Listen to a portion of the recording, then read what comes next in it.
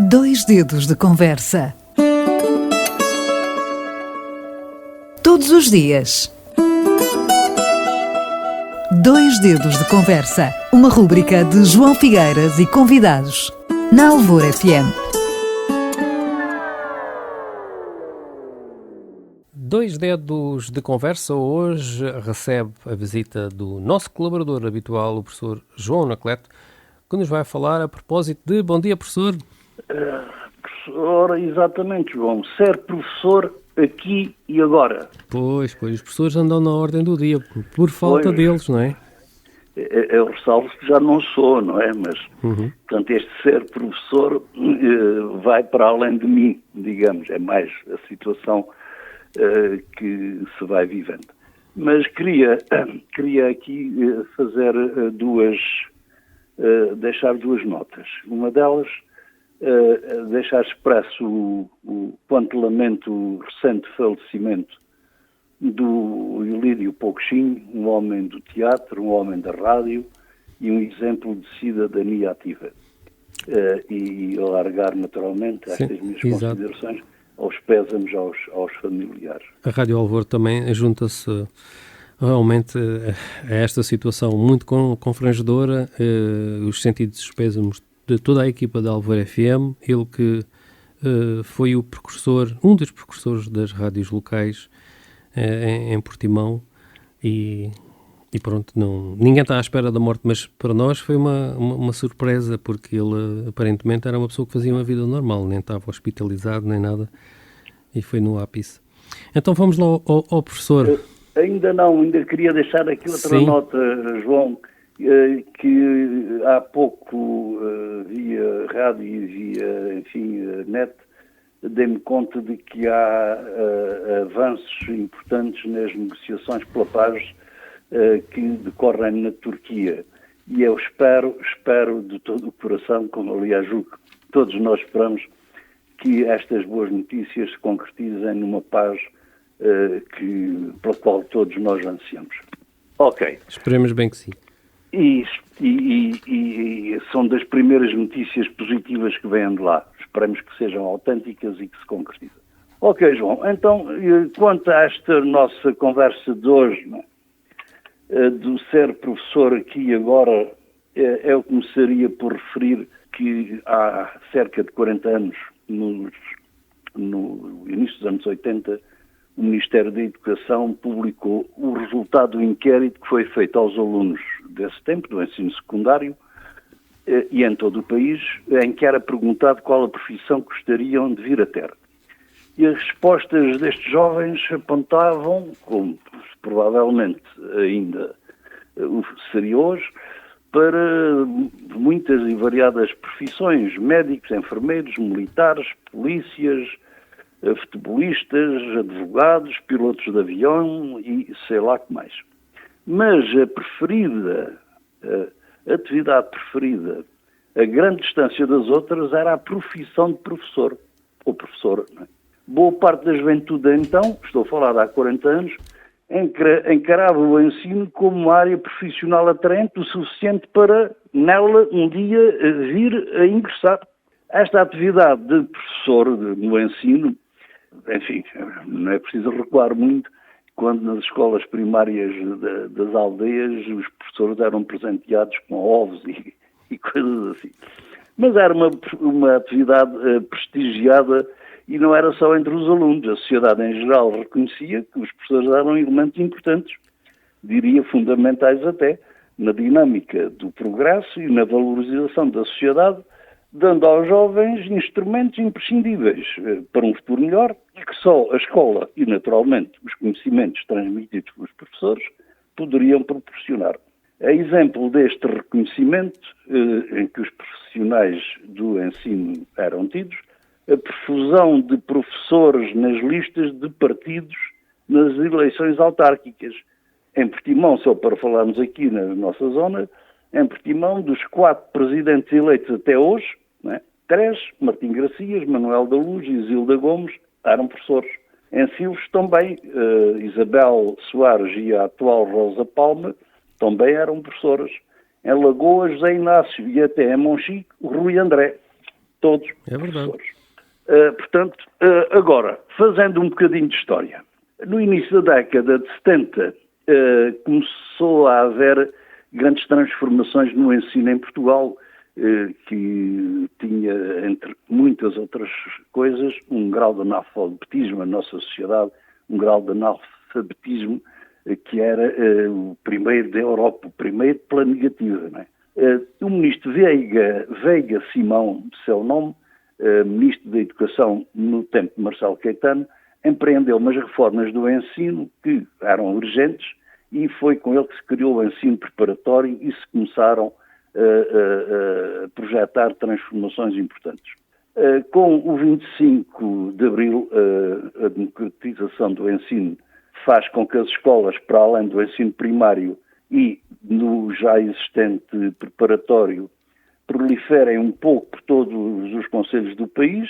Mais tarde, o 9º ano passa a ser um marco obrigatório e até seguido do 12º ano. Também o ensino noturno permitiu que muita gente que não tinha tido possibilidade de estudar fosse para a escola, uns para iniciar estudos, outros para continuar e concluir estudos interrompidos.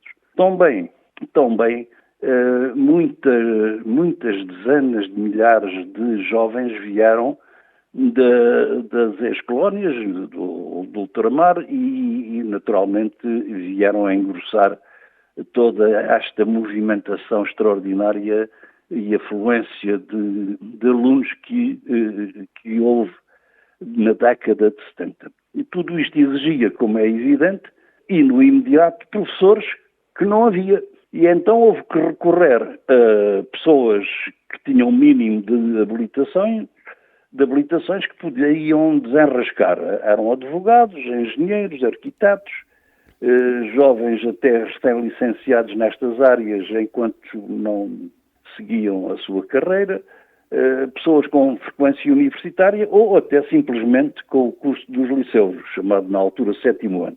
Entretanto, isto da necessidade dos professores foi-se adaptando às necessidades prementes do país. Não é?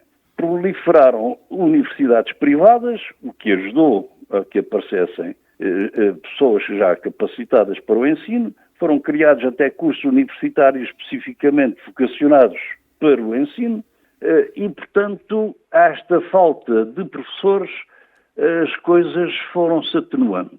E até os governos da República foram criando condições de atração para a função de professor. Foi criado um estatuto da carreira docente, a remuneração passou a ser razoável, formação contínua, etc. Mas, a certa altura, e isto é cíclico, não é? Portanto, houve uma carência, agora já é suficiente, passou a haver excesso. Passou a haver excesso até porque, em termos demográficos, houve uma recessão e cada vez menos crianças iam à escola. E aquele fluxo grande que houve de pessoal da África e outras condicionantes que trouxeram muita gente para o ensino, deixaram de, naturalmente, existir. E então passou a haver excesso de mão de obra.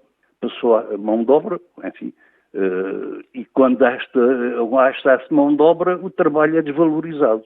Para desvalorizar o trabalho, para desvalorizar monetariamente o trabalho, foi necessário criar um ambiente para isso. Não é? E daí se encarregou uma ministra de má memória para, enfim, quem esteve ligado ao ensino e julgo para mais do que isso, que era a ministra Maria de Lourdes Rodrigues, que afrontou os professores e de tal maneira que ela, que tinha sido professora do ensino primário, até apagou do seu currículo pessoal e profissional que o tinha sido quando foi ministra. Isto é uma coisa interessante, mas é verdade. E então iniciou-se mesmo uma campanha de desconsideração dos professores com a ajuda. Corria até uma frase que não se sabe muito bem a origem, que dizia que os professores eram os parasitas mais bem pagos do país. Não é? Chegou-se a estes extremos. E então a opinião pública acaba por aceitar como justas as medidas de rebaixamento do prestígio e, naturalmente, o gasto com o ensino e com os professores. Não se tratou de baixar os salários, que enfim, ir à carteira assim descaradamente não foi o caso. Tratou-se foi de aumentar o número de horas de trabalho e as tarefas, e com o inevitável a diminuição de professores necessários. Portanto, havia um número de tarefas para executar. Em vez de X professores, eram X menos Y. E, portanto, os que ficaram começaram a ter uma sobrecarga de trabalho que, de ano para ano, tem vindo sempre a piorar, com aspectos burocráticos e reuniões e mais reuniões e coisas perfeitamente descabeladas, não é? Que trouxeram para o ensino um certo cansaço, uma certa saturação. E um certo desencantamento, talvez. Um certo desencantamento. De facto, exatamente. Repare-se, até o ano passado, 2021, os professores tiveram 13 anos sem um aumento salarial. E tiveram 8 anos com as carreiras congeladas, sem possibilidade de mudar de escalão e progressão na carreira, não é? Os ministérios dificultaram a entrada de professores em lugares de efetivos. Isto porquê? Porque obrigava esse pessoal candidato a ser professor a concorrer ano a ano. Portanto, contratos ano a ano, em que hoje estamos aqui, amanhã vamos para outro sítio qualquer, sempre com o caso às costas, em algumas zonas com alugar de casa ou quarto só até ao finais do mês de junho, depois julho, agosto e setembro tem que ir para o parque de campismo, se houver vaga no parque de campismo, e, portanto, mão de obra barata e doce. E para concluirmos, professor? Eu acabo muito rapidamente, João, para dizer que do excesso de professores se passou à falta de professores, não é? As carreiras e o projeto de chegar ao topo de carreira, isso para a maioria é ilusório, não é fácil lá chegar. E, portanto, a tal atração que eu falei no início da atividade de professor desapareceu. Hoje é uma profissão que não atrai ninguém, tanto que há neste momento números a apontar para 35 mil professores em falta. E isso não me espanta, porque assim como eu alegremente e muito feliz e contente por ter feito, escolhi em 1973 ser professor, hoje, em 2022, só se não estivesse no meu perfeito juízo é que eu faria uma escolha dessas. Enfim. E por aqui me fico, João. Muito obrigado. Um abraço. Até à próxima. Até depois. Obrigado. 2 dedos de conversa. Todos os dias. 2 dedos de conversa. Uma rúbrica de João Figueiras e convidados. Na Alvor FM.